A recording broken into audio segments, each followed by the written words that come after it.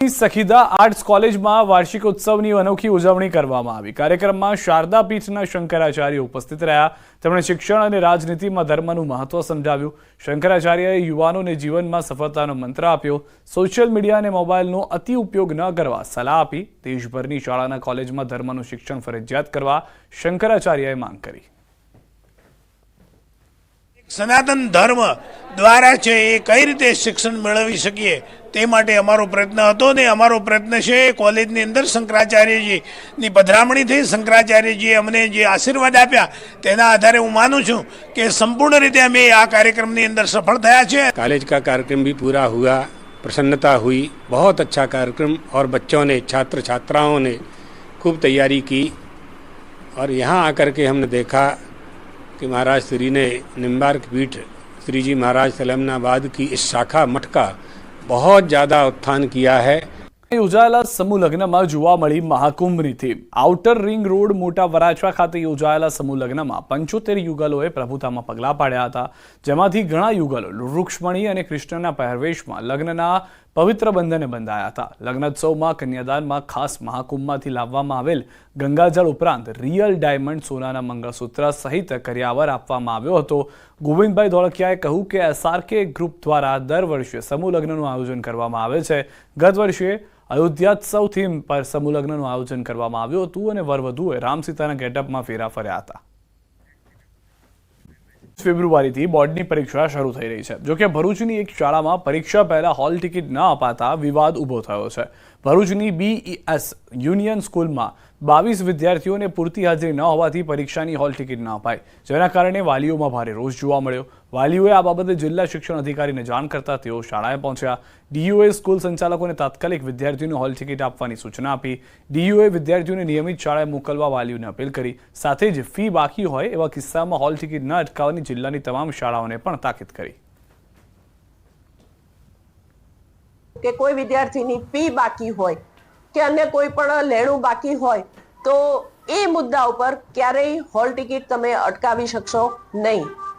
પરીક્ષા આપવો એ બાળકનો હક છે અને કોઈ પણ કારણસર તમે એની હોલ ટિકિટ અટકાવી શકશો નહીં। આવું કંઈ પણ હોય, ઓછી હાજરી કે બીજું કોઈ કારણ હોય તો તમે જિલ્લા શિક્ષણ અધિકારીની કચેરીનો સંપર્ક સાધી શકો છો। શહેરમાં રોડ રસ્તાનું નવીનીકરણ કરવામાં આવી રહ્યું છે। રસ્તા પહોળા કરવા માટે નડતરરૂપ વૃક્ષોનું નિકંદન કરવામાં આવી રહ્યું છે, જેને લઈ પર્યાવરણ પ્રેમીઓમાં ભારે રોષ જોવા મળી રહ્યો છે। ભાવનગર શહેરમાં છેલ્લા ઘણા વર્ષોથી વૃક્ષોનું પ્રમાણ પણ સતત ઘટી રહ્યું છે। બીજી તરફ ગ્લોબલ વોર્મિંગની પણ અસર દેખાઈ રહી છે।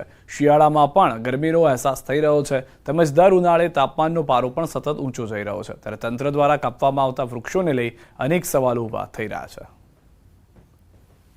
અત્યારે શિયાળો હતો પણ શિયાળા જેટલી ઠંડક હતી જ નહીં, આપણને ગરમી જ લાગી છે, તો એમાં પણ આપણે ઝાડવાનું નિકંદન કરી રહ્યા છીએ કે જેથી કરીને વધારે ટેમ્પરેચર થાય। તો આપણે એવું કરીએ સાહેબ, સામે આપણે જો તમે વાવો છો પણ થોડાક વર્ષો સુધી ઉગી જાય પછી તમે નિકંદન કરો તો એનો કોઈ વાંધો નથી, પણ સાહેબ સીધે સીધું આપણે કોઈ પણ ઝાડવો એક સાથે મૂળમાંથી તમે કાપી નાખો કે અડધો અડધ કાપી નાખો, એવું ના કરો। રોડ નાનો હોય એને વવાયેલા વૃક્ષો છે એ ક્યાંય ને ક્યાંય નડતર રૂપ હોય એવા જ વૃક્ષોને કાપવામાં આવે છે। એમાં વિધિવત રીતે ગાર્ડન અને જે તે વિભાગની પરમિશન લઈને આ કામ થઈ રહ્યું છે। એની સામે અમે પણ સંકલ્પ કર્યો છે કે જે વૃક્ષો કપાણા છે એનાથી ડબલ અથવા 3 ગણા વૃક્ષો કોર્પોરેશન દ્વારા જ નવા રોડ થયા પછી એની એલિમેન્ટ બહાર રોપવાનું આયોજન હાથમાં લીધું છે। સોમનાથની સમાચાર। મહિલા ગેંગ પોલીસ સકંજામાં આવી છે। 4 દિવસ પહેલા ચોરીને આપ્યો હતો અંજામ। ટોબેકોની દુકાનમાં કરી હતી ચોરી। ત્રણેય મહિલાઓ પાસેથી 70,000 જપ્ત થયા છે। મહિલાઓ જૂનાગઢની હોવાની તપાસમાં ખુલાસો થયો છે। આ મહિલા ગેંગ પોલીસની જાળમાં ફસાઈ ગઈ હોવાની જાણકારી મળી રહી છે।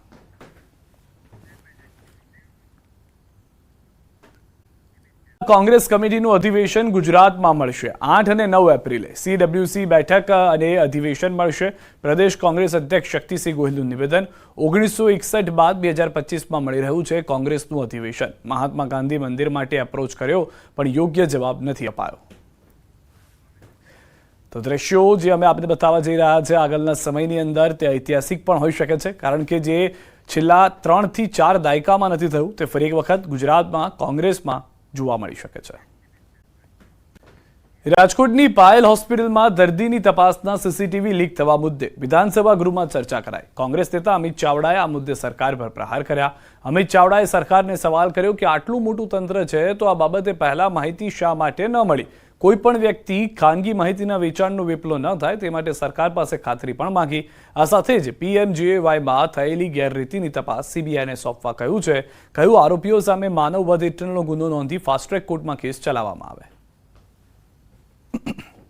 લોકોની આબરૂ લેવાનું એક વ્યવસ્થિત ષડયંત્ર ચાલે છે.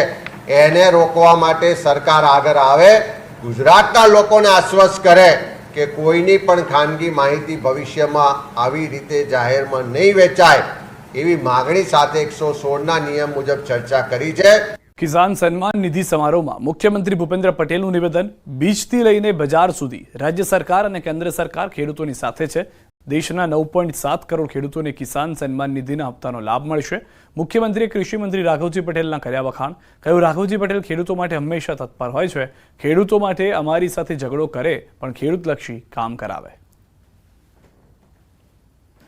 પણ ખેડૂતો માટેની એમની લાગણી એક જુદા પ્રકારની છે. ગમે ત્યારે તૈયાર હોય ખેડૂતો તરફી જ ખેંચવાનું એમ. અમારી જોડે કોઈક વાર ઝઘડો કરી નાખે પણ ખેડૂતો માટે. 5 વર્ષમાં ટીકાના ભાવે મગફળીની રેકોર્ડ બ્રેક ખરીદી થઈ. આ નિવેદન આપ્યું છે ભાજપ પ્રવક્તા હિતેન્દ્ર પટેલે. તેઓએ જણાવ્યું કે 1350 રૂપિયાના ભાવે 12.25 લાખ ટન મગફળીની ખરીદી કરવામાં આવી છે. પારદર્શિતા સાથે ખેડૂતો પાસેથી સરકારે ટેકાના ભાવે મગફળીની ખરીદી કરી. જેટલા ખેડૂતોએ નોંધણી કરાવી હતી તેટલા ખેડૂતો પાસેથી સરકારે ટેકાના ભાવે ખરીદી કરી છે. ચાલુ વર્ષે મગફળીની ઐતિહાસિક ખરીદી કરી છે. પાછલા 5 વર્ષમાં ન થઈ હોય એટલી 12.25 લાખ ટન મગફળી ખેડૂતો પાસેથી 1356 રૂપિયા પ્રતિ મણ સરકારે ખરીદી છે.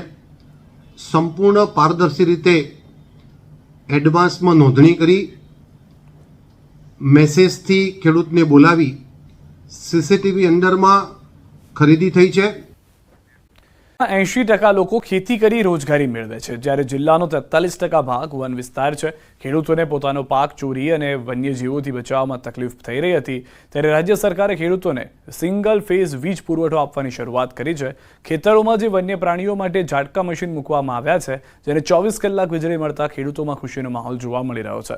ખેતરમાં રાતના સમયે વીજ લાઈન ચાલુ રહેતા પાકની સાચવણી થશે અને ખેડૂતોને સીધો ફાયદો થશે. રાતે માણસો રહેતા હોય તેમને તકલીફ હતી, પછી રાતે અમારે પાણી લેવા જવું હોય કે પછી રાતે કોઈ માણસ સૂતા હોય, પછી ઝટકા મશીન ચલાવવા માટે અમારે જે સોલારનો ખર્ચો કરવો પડતો હતો તેની જગ્યા પર અમને આનાથી એવો ફાયદા થાય કે ભૂંડ છે, બીજા જાનવરો છે, પછી વન્ય પ્રાણીઓ છે, તેનાથી અમને રક્ષણ મળે.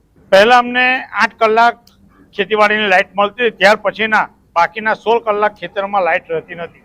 પરંતુ હવે આ સિંગલ ફેઝ લાઇટ ચાલુ કરવાથી 8 કલાક ખેતી વિષયક લાઇટ મળશે અને બાકીના 16 કલાક કન્ટિન્યુ સિંગલ ફેઝ લાઇટ મળશે, જેથી કરીને ખેતરમાં કોઈ માણસ રહી શકશે. સાબરકાંઠા જિલ્લાના ખેડૂતોને મોટી રાહત મળી છે. 5 જળાશયોમાંથી પાણી છોડવાના આયોજનથી ખેડૂતોને સિંચાઈનો લાભ મળશે. રવિ સિઝનમાં 6 તાલુકાના 235 ગામોને 14,000 હેક્ટર વિસ્તારમાં સિંચાઈનો લાભ મળી રહ્યો છે. મહત્વનું છે કે ખેડૂત સલાહકાર સમિતિની માંગણીને લઈને રવિ સિઝનમાં ઘઉં અને બટાકાના પિયત માટે પાણી આપવા માટેનું આયોજન કર્યું હતું. આગામી માર્ચ મહિના સુધી સાબરકાંઠા જિલ્લાના 6 તાલુકાના 235 ગામોમાં 3 જળાશયોમાંથી પાણી અપાશે, જેને લઈને 14,000 હેક્ટરમાં ખેતીને લાભ થશે. કેટલાક વિસ્તારોમાં સિંચાઈ માટે પાણી આપવાની શરૂઆત કરી દેવાઈ છે, જેમાં હાથમતી, ખેડવા અને ગુહાઈ જળાશયમાંથી 5-5 પાણ આપવામાં આવશે, જ્યારે ધરોઈ, ડાબા કાંઠે નહેર અને હરણવાવ જળાશયમાંથી 6 પાણ આપવામાં આવશે. આપણે જે વિવિધ જળાશયો આવેલ છે તો એમાં આપણે જે હાથમતી જળાશય યોજના છે તો એમાં હાલ 41% જથ્થો વધેલો છે.